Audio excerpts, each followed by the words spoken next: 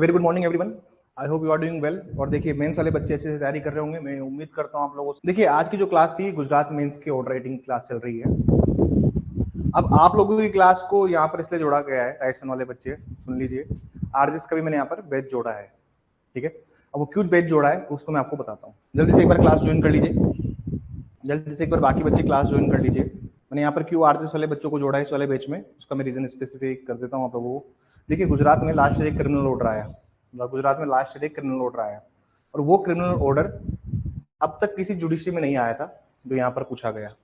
ऐसा criminal order किसी judiciary में नहीं आया था जो अब यहाँ पर पूछा गया गुजरात के अंदर। देखिए गुजरात में जजमेंट राइटिंग नहीं आती, सिर्फ ऑर्डर राइटिंग आती है।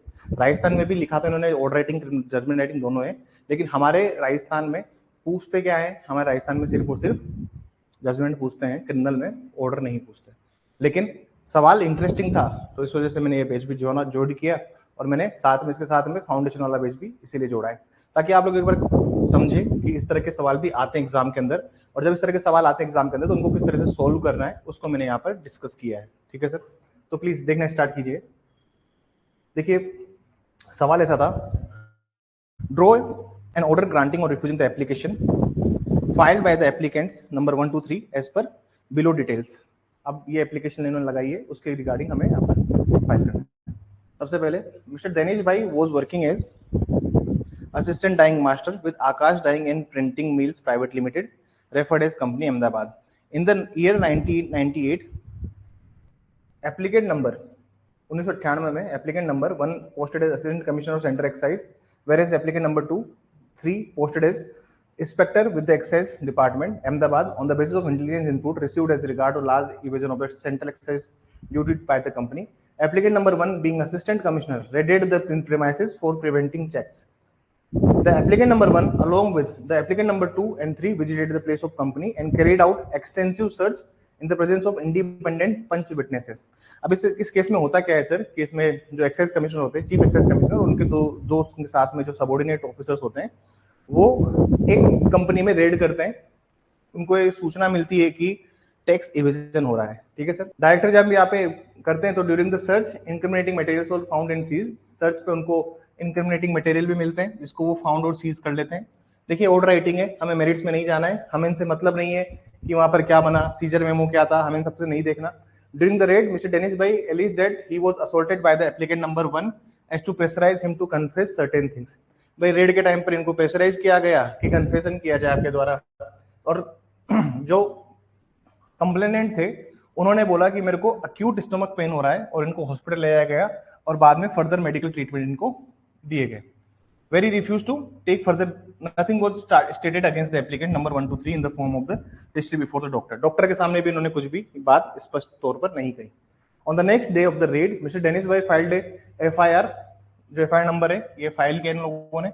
उसके बाद में ऑफेंसेस जो इन्होंने FIR में लिखा वो 342 330, मतलब wrongful confinement, कन्फेशन के लिए, voluntary causing hurt, criminal intimidation और 114 इसके साथ में इन्होंने सारे प्रोविजंस इन लोगों ने यहाँ पर लगाए।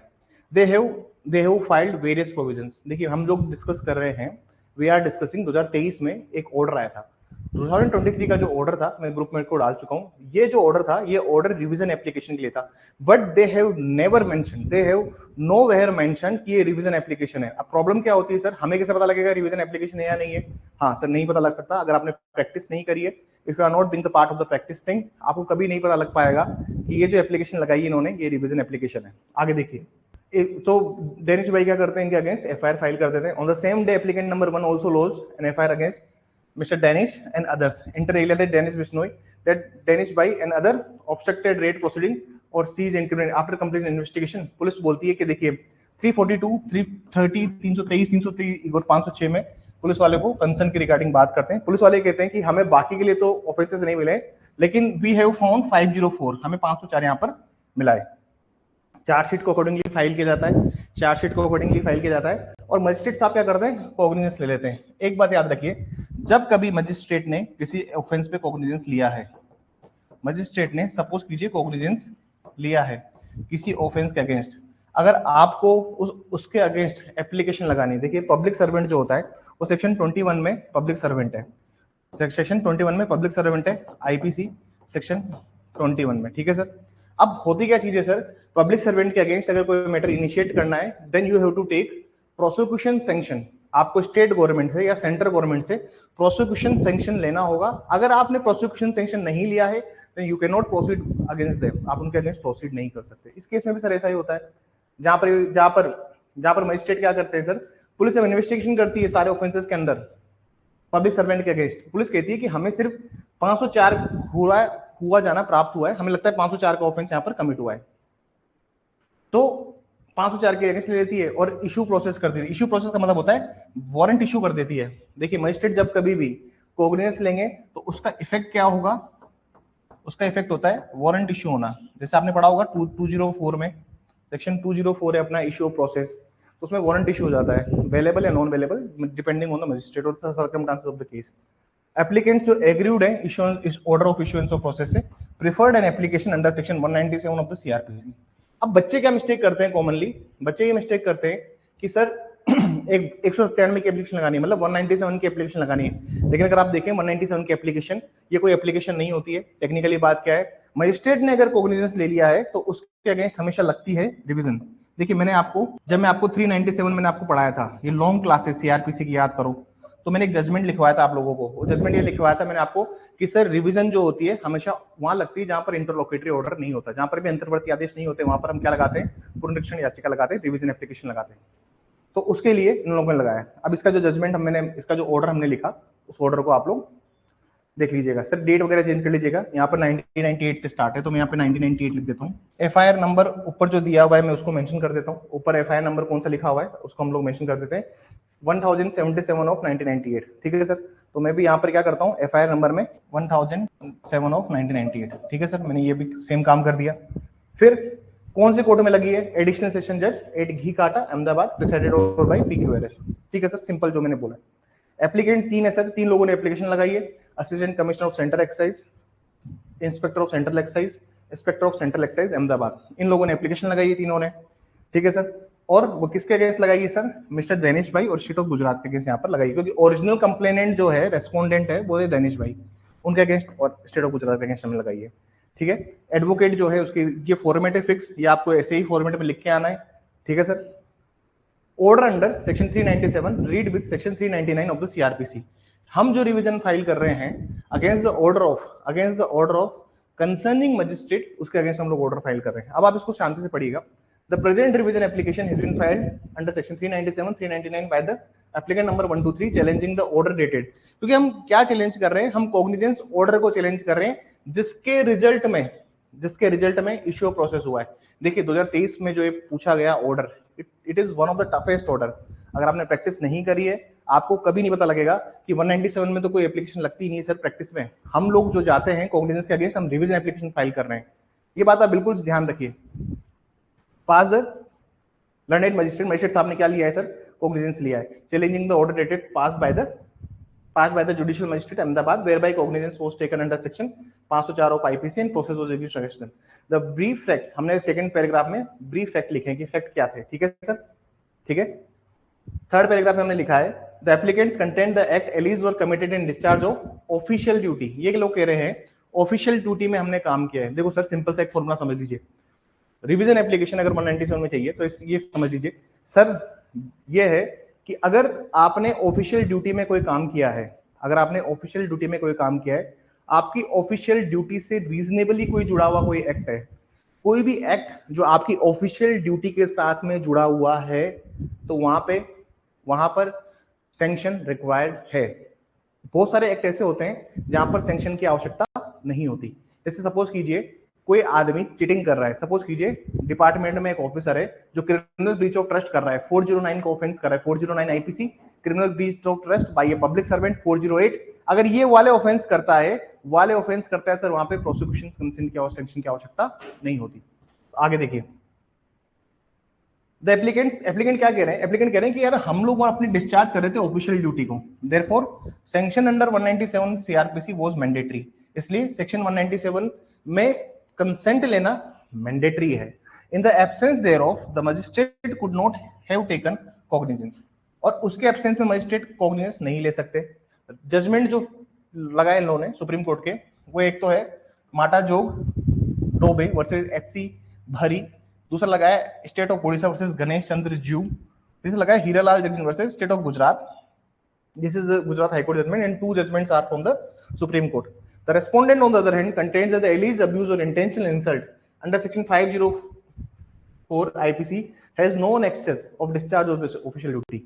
ये लोग कह रहे हैं, रेस्पोंडेंट ही कह रहा है कि सर देखिए, अगर आप इंटेंशनली बीच ऑफ पीस करते हो या फिर आप क्रिमिनल इंटिमेट करते हो सिर्फ इस वजह से, तो ये ऑफिशियल ड्यूटी का पार्ट नहीं है. अगर आप किसी को डराओगे, धमकाओगे, शांति भंग करोगे, if you want to provoke the breach of peace, तो सर ये ऑफिशियल ड्यूटी नहीं है आपकी.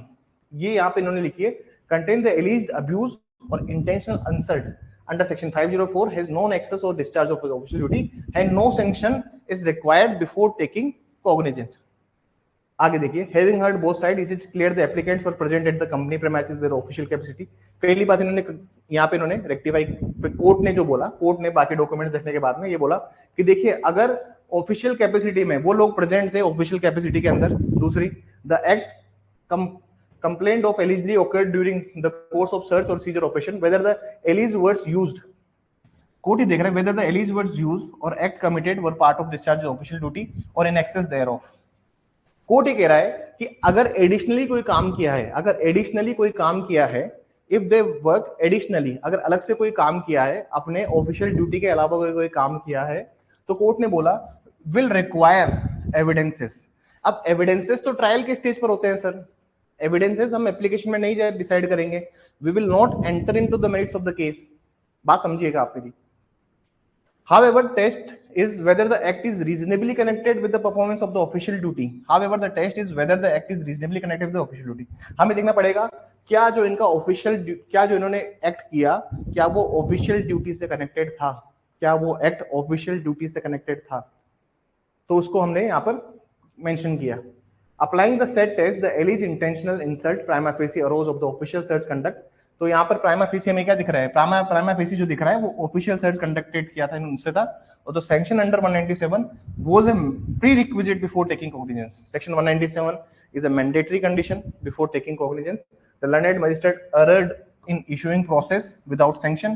Accordingly, the said impugned order dated taking cognizance under section 504 quas and such right, the proceeding against the applicant shall stand dropped and want of section, मतलब जब तक sanction नहीं मिलेगा तब तक के लिए ड्रॉप कर दी गई है. With liberty to the prosecution to obtain section from the competent authority and proceed in accordance with the law. ये लोग कह रहे हैं कि आप जाइए पहले सैंक्शन लेके आइए, देन आप अथॉरिटी ऑफ लॉ के साथ में प्रोसीड कीजिए. आगे देखिए, the revision application is allowed, rule is made absolute, pronounce in the open court, so and so, signature जज अहमदाबाद, जो भी उसकी जगह है उसने यहाँ पे साइन कर देगा. ये बात समझिए सर कि this is one of the toughest order जो अब तक आया पूरे history of the Gujarat judicial services. ठीक है, राजस्थान वाले बच्चों को भी मैंने इसलिए जोड़ा जो क्लास में, आरजीएस मेंस वाले बच्चे भी इसलिए जोड़े क्योंकि सर रिवीजन एप्लीकेशन का ये ऑर्डर था और रिवीजन एप्लीकेशन का ऑर्डर नहीं पूछता. देखिए, आपने अगर प्रैक्टिस नहीं करी है तो आपको कभी पता नहीं लगेगा कि यहाँ पे रिवीजन एप्लीकेशन मार रहा है या फिर एप्लीकेशन के लिए पूछना चाहता है. ये बहुत ही टिपिकल चीज हो जाती है, लेकिन मेरी बात मानिए, इससे ऐसे ऑर्डर नहीं आएंगे. जैसे देखिए, इस बार का जो ट्रेंड एग्जाम का उन्होंने प्रीलिम्स बहुत इजी पूछा है, और मैं एक्सपेक्ट करता हूं कि जो हमने पढ़ा है, चाहे वो बेल ऑर्डर हो, चाहे आज अभी मैं आपको मुद्दा माल की एप्लीकेशन पढ़ाऊंगा, तो मुझे लगता है कि ये चीज बहुत बेसिकली ये लोग रखेंगे. कल और परसों हम लोग सिविल के कुछ ऑर्डर्स करेंगे, सिविल का ऑर्डर करेंगे, लेकिन अभी आप इसको समझिए कि these formats are very easy to operate. It is not very difficult. ठीक है सर, ये एक रिवीजन एप्लीकेशन थी. आप जब इसको खुद से पढ़ेंगे, पहले आप इसको 2-3 बार खुद से रीड कीजिए और फिर इसको लिखने की एक बार कोशिश कीजिए, then you will get the point. ठीक है, कल वाली क्लास में गुजरात वाले बच्चे सुनिएगा, राजस्थान वाले बच्चे जा सकते हैं क्लास में, उनके लिए इतना ही था. कल वाली क्लास जो मैंने ली थी 1 तारीख वाली, इस क्लास में मैंने we have discussed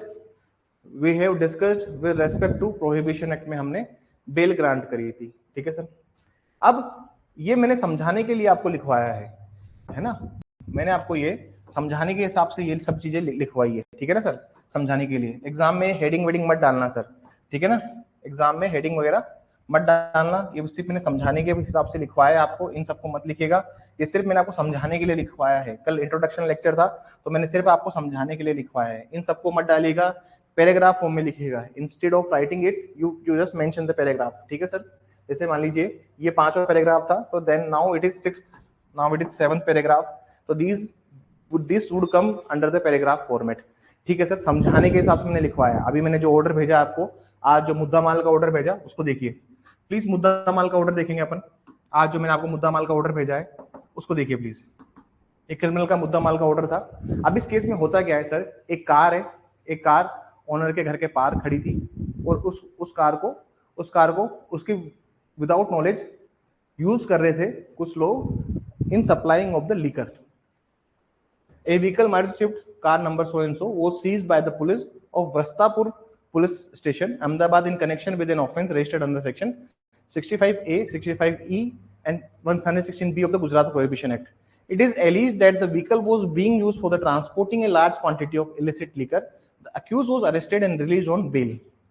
Meanwhile, the resident owner, the registered owner of the vehicle, Mr. Rajesh Shah, who claims that he had no knowledge of the use of his vehicle for the illegal activities, filed an application under section 451 CRPC for the release of seized vehicle. अब होता क्या चीज है sir, दो sections यहाँ पे आप ध्यान देना। देखो सर, अगर आपको कोई भी मुद्दा माल रिलीज कराना है, अगर वो ड्यूरिंग ट्रायल कराना है, कब कराना है? During pendency of inquiry, investigation और ट्रायल, तो आप 451 की एप्लीकेशन लगाएंगे। You will file the application under 451। लेकिन अगर ट्रायल कंक्लूड हो गया है और फिर आपको मुद्दा माल रिलीज कराना है, तो फिर आप 452 की एप्लीकेशन लगाएंगे। तो यहाँ पर इसने क्या किया है सर, यहाँ पर he has filed the application of under 451 for releasing of the seized vehicle on Supurdgi interim custody, submitting that the vehicle is lying in the police station premises in an open space and getting damaged day by day. The learned PP has opposed the application, arguing that the vehicle is liable to be confiscated under the provisions of the Gujarat Prohibition Act, hence it should not be released. You are the magistrate before whom this application has come for the hearing. As a magistrate, draft a reasoned order on the मुद्दा माल application.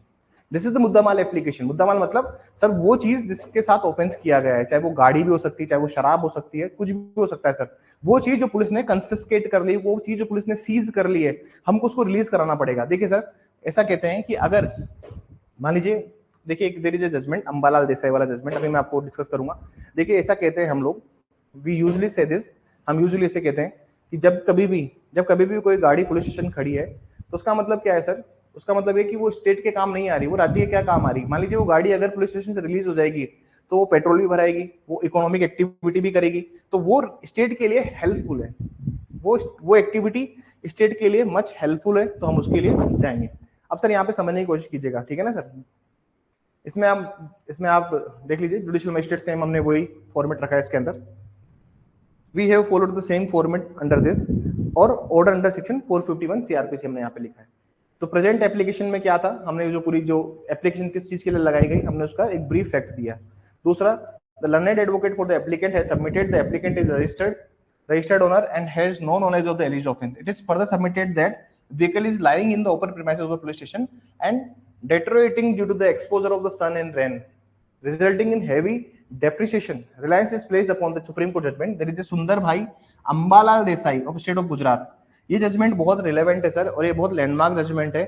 जब कभी भी कोई मुद्दा माल release कराना है court से, you have to mention this judgment, wherein it was observed that the seized vehicles should not be allowed at remain at the police station for a long period and should be released to the rightful owner on proper condition. On the other hand, learned APP had opposed the application, contending that vehicle is liable to confiscated. ठीक है sir, under the Gujarat Prohibition Act, hence should not be released. I have heard the rival submissions, उसमें हमने rival submissions भी सुन लिए sir, ठीक है। और court ने बोला कि देखिए जब पेंडिंग इंक्वायरी या ट्रायल है, तो सुप्रीम कोर्ट बोल रहा है कि vehicle should not be allowed idle at the police station for the causes of irreparable loss. In the present case, the applicant is the registered owner of the vehicle. The prosecution has not placed any prima facie material to show that the applicant has had knowledge and convenient. तो हमने उस चीज को justify किया। We have justified the whole scenario कि देखिए prima facie उन लोगों ने कोई भी चीज प्रूव नहीं करी है। The respondent failed to prove. The respondent failed to prove. Is there any prima facie की व्हीकल वहां पे क्यों था, या फिर व्हीकल उसके पोजीशन में क्यों था, तो कोई भी चीज यहाँ पर प्राइमा फेसी प्रूव नहीं की गई है। Considering the principle laid down in Sundar bhai Desai. अब आपको यहाँ पर जब ऑर्डर करना है मुद्दा माल के अंदर, तो मुद्दा माल में you have to give certain guidelines and principles also. You have to give certain guidelines and the principles also. जैसे आप यहाँ पर क्या देंगे, यहाँ पर आप कंडीशंस भी लगाएंगे, दैट इसको इतना रुपए भरना पड़ेगा उसका, ठीक है सर। अब एक्चुअल प्रैक्टिस में तो 1.5 गुना होता है या फिर वो होता है, लेकिन सर देखो बात ऐसी है कि आप एक जुडिशियल मजिस्ट्रेट नहीं है, आप सिंपल एक लॉ स्टूडेंट है, तो आप उसी हिसाब से इसको लिखिए। क्योंकि देखिए 10 लोग लिख रहे हैं, 10 में से अगर आप एक भी बेहतर लिख रहे हो, 10 से मगर 10 लोगों में से अगर आप एक दो बच्चे भी अच्छा लिख रहे हो, तो you will get the marks ना डेफिनेटली। ठीक है sir, this is the whole order. मैं I have already forwarded you, मैंने पहले से फॉरवर्ड किया हुआ है आपको। तो हमने क्या क्या अब तक कर लिया सर, हम लोगों ने अब तक बेल ऑर्डर किया है और प्रोहिबिशन, हमने मुद्दा माल किया, and we have done we have did and revision application, revision के लिए भी हमने किया। तो सर इसके बाहर नहीं आएगा, ठीक है सर, इसके बाहर नहीं आएगा। आप लोगों के पास ऑलरेडी मटेरियल है, प्लीज उसको पढ़िए, उसके बाहर नहीं आएगा, I am sure about it. पुराने पेपर्स मैंने आपको भेज चुका हूँ, कंटेंट में आपको भेज चुका हूँ, उसके बाहर नहीं आएगा। And all the best for the examination. Sir कल हमारी जो क्लास होगी वो होगी सिविल की। अब सिविल में कितने ऑर्डर, किस तरह के ऑर्डर आते हैं, हम 8 से 10 ऑर्डर मैं आपको सोल्व कराने की कोशिश करूंगा, ठीक है। अब मैं सारी क्लासेस में मैं आपको एक रफली 2 क्लास में फॉर्मेट बताऊंगा, तो रेस्ट ऑफ द लेक्चर्स में मैं सिर्फ आपको फॉर्मेट सेंड करूंगा ताकि आप फॉर्मेट देख के समझें। ये केस लॉज जितने मैं लिखवा रहा हूं उतने याद रखिएगा, एग्जाम में काम आएंगे, ऑर्डर राइटिंग में लिखोगे काम आएंगे, रीजनिंग स्ट्रांग होती है केस लॉज लिखने से। So please do it properly. Thank you everyone.